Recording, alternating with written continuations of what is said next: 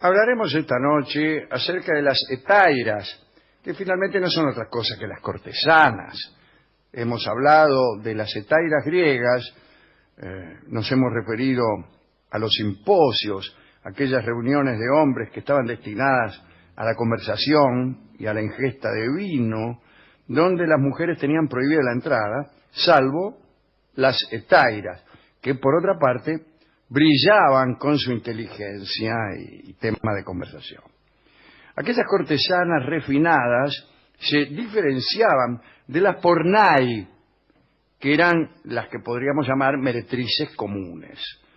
Las pornai trabajaban en casa, que estaban de algún modo autorizadas, casas fiscalizadas por el gobierno. Uh-huh. Puede decirse que eran empleadas del Estado.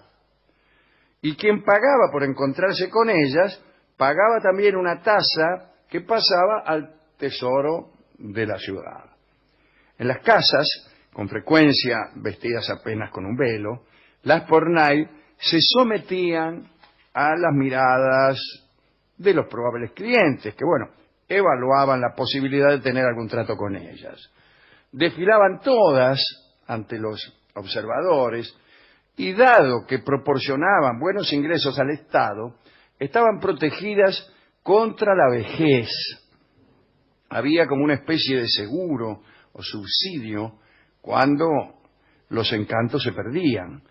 La mayoría de estas casas, los lugares donde trabajaban las pornai, estaban en Atenas, en el Pireo, el barrio portuario, y por encima de esta categoría ínfima, que sería la de las pornai, estaban las auletris, que eran animadoras adiestradas, eran expertas en tocar la flauta, como su nombre parece indicar, ya que tocaban la flauta áulica. También eran expertas en la danza y en el amor. Pero todavía más arriba que las auletris estaban las famosas hetairas, que tenían el don de la conversación ingeniosa, además de los dones amorosos. Mientras las hetairas seducían a los ciudadanos con su ingenio y con su música, ya que ellas también tocaban instrumentos, para las esposas, las muchachas decentes, la mejor virtud era el callar, o, en tal caso, la brevilocuencia. Era una sociedad verdaderamente cruel con la mujer, como tantas otras sociedades, Las esposas estaban obligadas a la fidelidad conyugal. El marido, en cambio, estaba autorizado a tener no muchas amantes, pero una. Demóstenes, aquel orador que, según se cuenta, se adiestraba poniéndose cantos rodados en la boca, como decíamos el otro día, fue el teórico de esta abominable costumbre de permitir al hombre una infidelidad que se castigaba en la mujer. Decía Demóstenes, con la boca llena de piedras, que el hombre, para estar bien, debía tener alguna cortesana. Es un pensamiento, no sé si tiene razón o no, pero es un pensamiento muy elemental, impropio de un famoso orador, sino más bien, qué sé yo, de un tipo de esos que uno conoce por ahí. Uno que pasa. Un amiguete de esos, para mí el hombre para estar bien tiene que tener una ¿cómo se dice? Por ahí un amante, qué sé yo. Sí. ¿Cuál es la demostración de la veracidad de este acerto? No lo sé. Bien, en tal caso, decía que un hombre para estar bien debía tener alguna cortesana con la que mantenerse en forma sensual y espiritual. A la esposa, la ley prohibía, además de la infidelidad, el deporte y el teatro. Tu mujer no podía ni jugar al vóley ni estudiar teatro. Formas sofisticadas. En lo de Serrano, sí, como hace todo el mundo ahora. Formas de la infidelidad, quizá. Calculaban que era una forma de ser infiel. En algunos casos era una suerte verdaderamente que tu mujer no fuera deportista o teatrista. Según Robert Graves, la condición de la mujer era aún peor en la Grecia del siglo de oro que en los remotos tiempos homéricos, cuando por una mujer, Helena, se desencadenaron guerras, ¿no? Y Homero les daba un lugar preponderante en sus historias. Al respecto, dejo caer por allí una teoría que se manejaba hace algunos años y que la popularizó, es un decir, Sí. Robert Graves, conforme a la cual la Odisea, ya que no la Ilíada, había sido escrita por una dama y no por un señor. Desde luego, acerca de la verdadera existencia de Homero hay numerosísimas dudas, no se sabe si ha sido 1, 10 o 15 escritores. Pero era una teoría interesante que implicaba un análisis literario de la Odisea y la conjetura, aventuradísima por cierto, de que había sido una mujer la que había escrito aquellos versos. El caso es que las hetairas, volvemos a ellas, posibles amantes de los maridos autorizados, eran las mujeres que sobresalían por la gracia de su espíritu y eran las únicas que tenían permitido el chamullo en el simposio, ¿no? Tal como hemos dicho. Vestían túnicas de acuerdo a las prescripciones legales que ignoro. Claro. Ignoro las prescripciones legales. No las túnicas. No las túnicas. Sí. Pero calculo que serían túnicas de un color establecido, Que de un diseño, sí, que tendrían escrito algo, que no sé cómo era el asunto.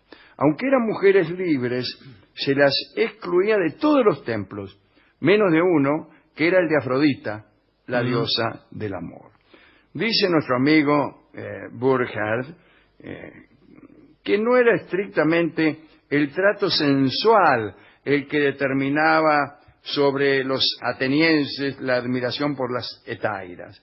Había un agregado de refinamiento que enamoraba a los griegos.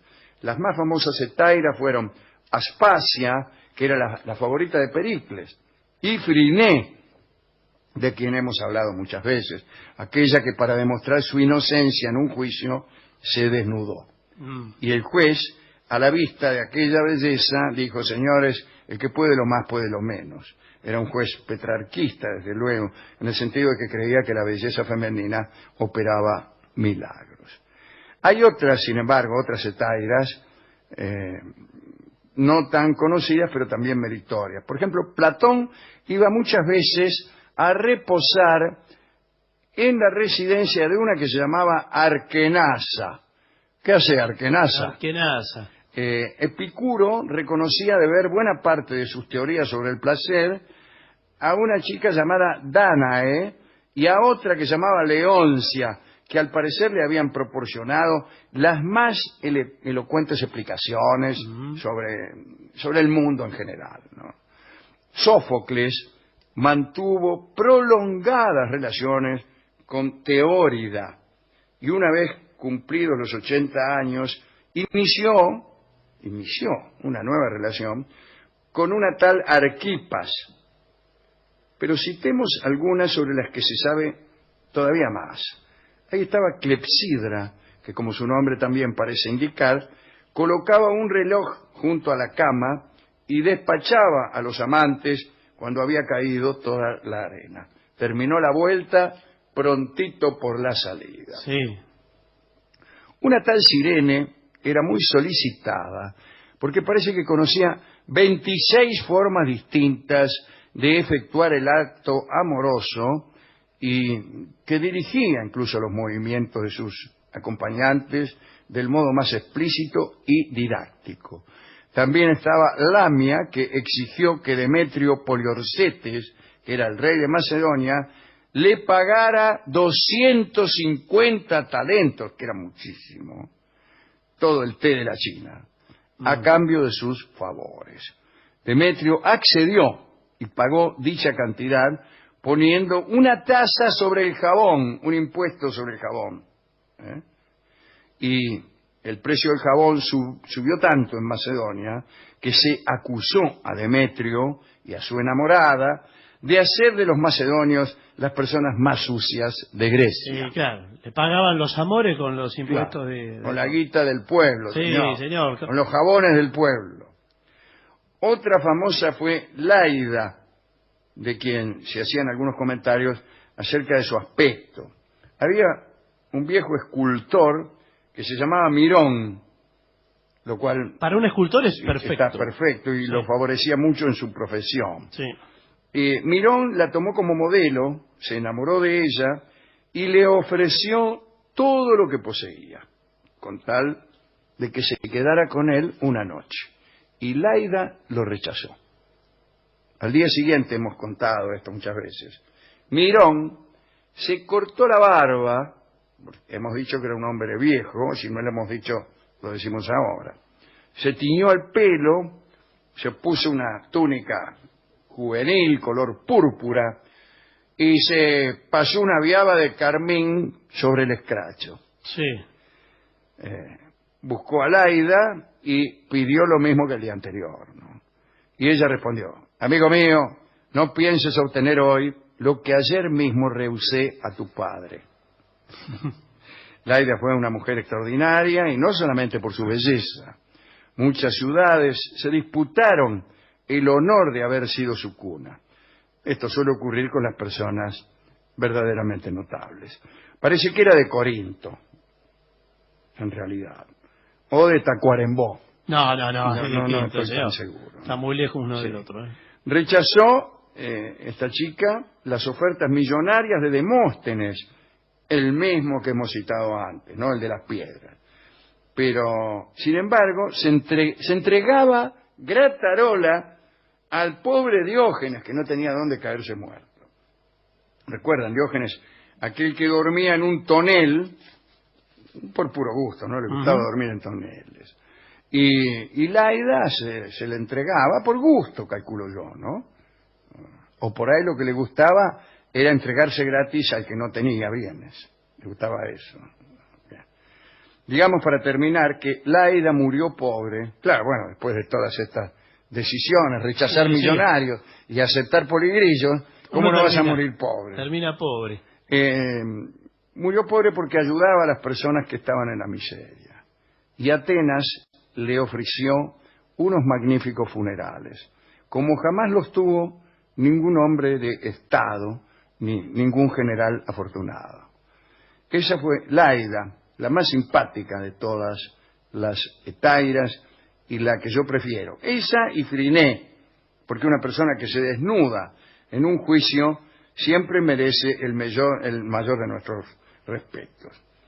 Bueno, vamos a dedicar todo esto a las damas que nos escuchan, a las damas presentes y a las damas ausentes, que son todas, porque hoy estamos sin público. Y aparte porque nosotros tenemos una profunda debilidad por las damas ausentes. Tanto es así que estamos a veces deseando que alguna dama se vaya para poder adorarla como se merece. Hemos ido a la discoteca de esta institución para que nos proporcionaran tangos y canciones criollas sobre meretrices, hetairas, pornais, auletris, etcétera. Y no había. No había nada. Algo tiene que haber, ¿eh? No había ninguno. Sí, algo hay en realidad. Hemos utilizado para este tema que vamos a escuchar un nombre que no es ni cortesana, ni prostituta, ni auletris, ni pornai, ni hetaira, sino milonguera. Ah, bueno. Que también es un nombre que solía usarse en algún momento. El tango milonguera es un tango de extrema dificultad técnica que va a cantar ahora Carlos Gardel.